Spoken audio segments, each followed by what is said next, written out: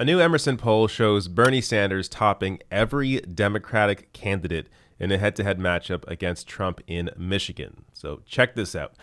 Bernie Sanders tops Trump 57-43.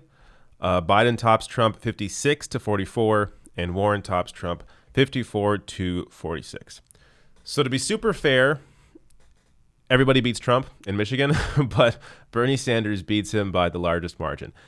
Yet, here's what House Speaker Nancy Pelosi had to say about the Sanders agenda. So this from Bloomberg.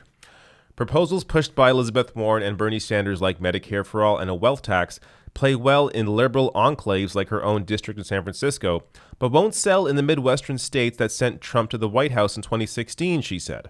Quote, "What works in San Francisco does not necessarily work in Michigan," Pelosi said at a roundtable of Bloomberg News reporters and editors on Friday. Quote, "What works in Michigan works in San Francisco," talking about workers' rights and sharing prosperity.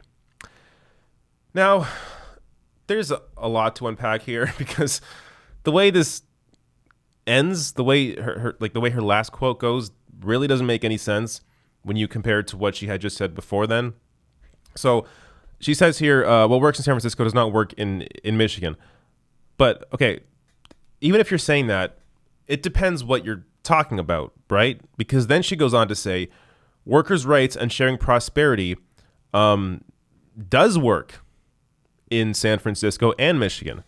Okay, so, but workers' rights and sharing prosperity is also a part of a larger progressive agenda that includes Medicare for all and a wealth tax. But Pelosi here is apparently saying that no, Medicare for all and a wealth tax won't work in Michigan. Even though, as I showed you at the beginning, Bernie Sanders right now leading Trump by the widest margin in Michigan.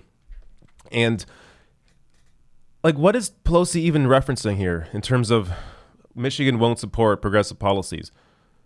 You look at any poll on Medicare for all and on a wealth tax, they are both incredibly popular, even among Republicans. And it also, look, it really depends on how you ask the question, especially when it comes to Medicare for all, because a lot of the polling on Medicare for all, they'll ask the question like, well, do you support Medicare for all if we steal your private insurance from you?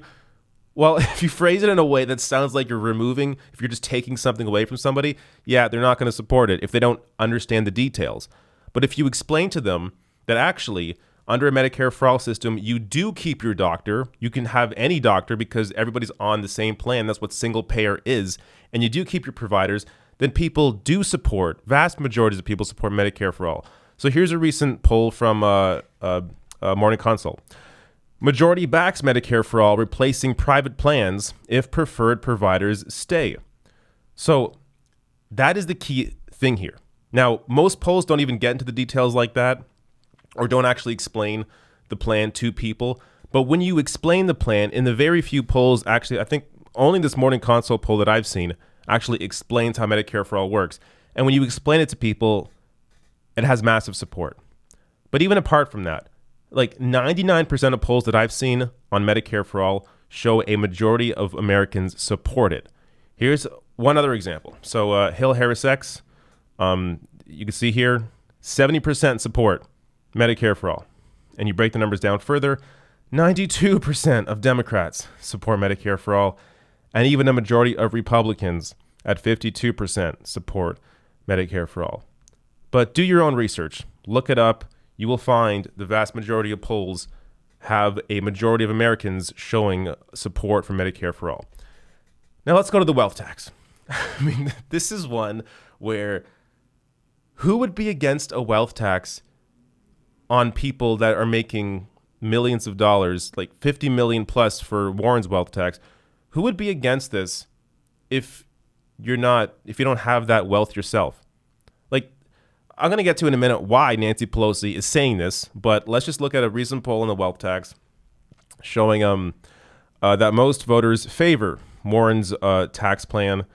So you look here, her wealth tax. So this is back when Warren first released her plan back in February.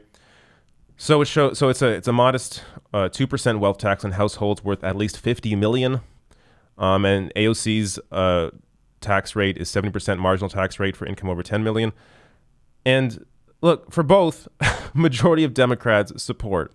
And in the case of Warren's wealth tax, even half of Republicans support it. So this is really just common sense, though. You don't even need to show a poll on a wealth tax. Most people are going to support a 2% wealth tax on people that have over $50 million. This is obvious. I mean, does this really have to be explained?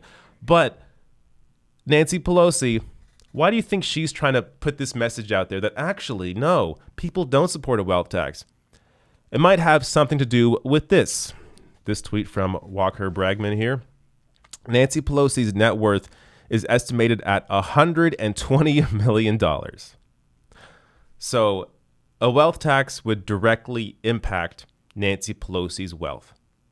May give you an indication as to why she is pretending that Americans and people in Michigan wouldn't support a wealth tax, even though clearly, based on polling and based on common sense, they do. And just to get back to Michigan for a second, who won the Democratic primary in 2016? Bernie Sanders. So when you're talking about winning back these Rust Belt states, look at the states that Bernie won in the primary that Hillary lost to Trump. Bernie Sanders, if he's the nominee, will absolutely destroy Donald Trump because his agenda is actually popular with the vast majority of Americans. Look at polling on specific issues. So the polling that people like Pelosi like to cite is they'll say, well, most Americans self-identify as moderate or conservative. But people put different values to different words. So what one person thinks of as moderate or conservative is not what somebody else thinks of as moderate or conservative. So when you actually poll people on the issues, specific issues like Medicare for all, like a wealth tax, like a Green New Deal, like canceling student debt, you find that the majority of Americans support these issues because they are incredibly popular. So at this point, I mean, the Democratic Party or the power that holds in the Democratic Party is based in concentrated wealth and corporate power. And right now they are barely holding on to the party. As this primary progresses, and it's going to become clear that the Sanders agenda is a popular one and the one that will win, the Democratic Party is finally going to be returned back to the people.